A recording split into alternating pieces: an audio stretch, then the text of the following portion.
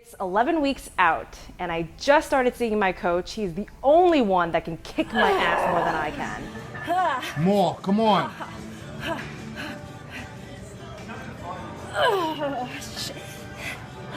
Come on, give me 5. Hi, this is Mimi. I'm 146 pounds today. Dropped only another measly 0.2 pounds on that scale. But I have some major measurement changes. My shoulders remain the same, which is what I'm aiming for to really maintain that muscle mass. My waist has officially dropped 1 inch in the last 2 weeks. And unfortunately, my butt, it shrunk. It went down 0.5 inches. There's definitely fat in that butt. At least my thigh also went down a smidge, 0.25 inches in the last 3 weeks. So 2 mornings this week, I stepped on my scale for like a second because it said 148.8 pounds. I was like, no, I am not listening to you today. I know I did everything right. I ate less. I'm working out harder, and I'm even doing cardio. You do not count today. So do not let that scale make or break you. And yes, I literally did have that conversation with myself on my scale. So I did drop my calories from 2,100, 2,200 to about 1,900, 2,000.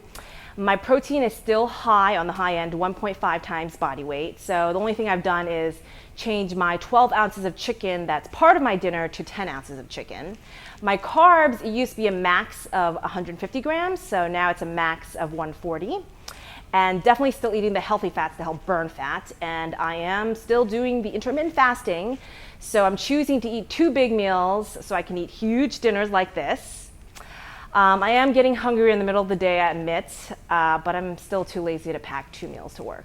So in terms of my workout, I'm doing 4 days on, 1 day off, and I'm doing exercises that I haven't done in a while, so I'm really getting sore, and it's so hard to get sore after you work out for a while. So when I do, I'm like, yes, I'm sore, but then you're like, crap, I'm really sore. So my inner thighs have been killing me on Friday from a Tuesday workout, and in my journal, it was like the only thing that I had on my mind for that day. Still doing the 100 Arnold broomstick twist every other night to really shrink my waist, although I did miss 1 night this week, and it's just so freaking tedious. I mean, I always lose count, but I know that it takes me 5 minutes to do 20, so as long as I do 10 minutes, I'm good. And I'm doing more cardio, which really sucks.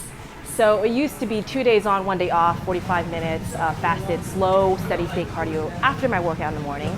And now it's 5 days a week doing 2 1-hour sessions and 3 45-minute sessions.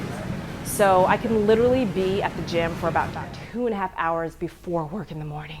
Cardio is definitely a weak point of mine. I missed 30 whole minutes on Tuesday, so I made up for the next day by doing 30 minutes cardio plus 45 minutes of boxing on bags.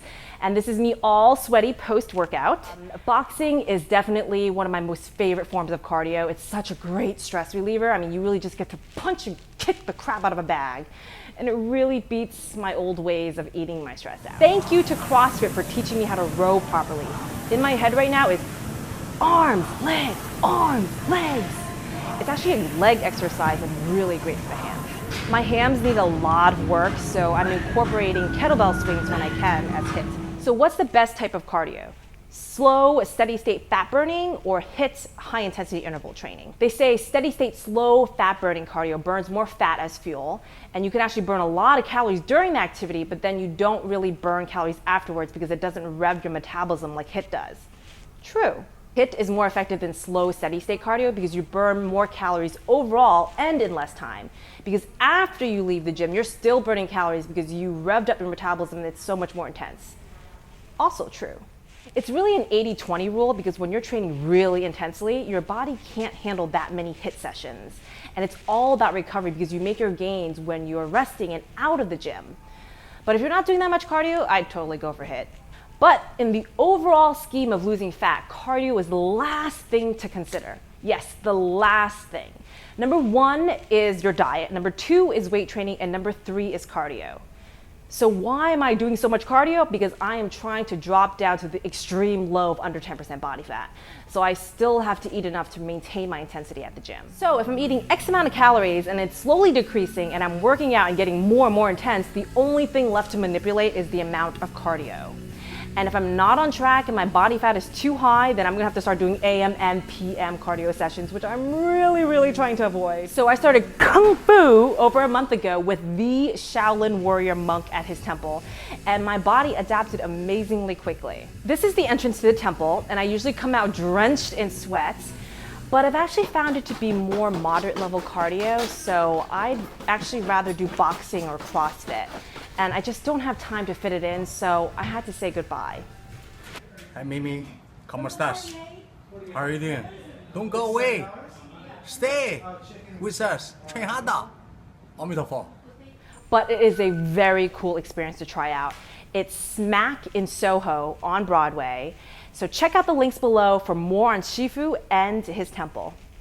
As much as I don't like cardio, I gotta say, this slow, steady state cardio really gives me time to just think. Here's something to think about. Persistence is a state of mind, therefore it can be cultivated. The starting point is definiteness of purpose. 1 week left for our 30-day butt challengers. Last week, you saw us doing our main butt building exercise, the hip thrust. Here's a peek into our other favorite butt exercises. I have to say, I feel like I'm not doing enough hip thrusts. When I go to the gym, I just keep having a problem of finding space. So I'm doing my best. So you can't see now, but hopefully another week I'll have a better butt than the first time. In fast motion, here's Ryan Anthony, personal trainer at Soho Equinox, doing one of his fave butt exercises, the elevated bridge, and incorporating many movements, as you can see, to really burn those glutes.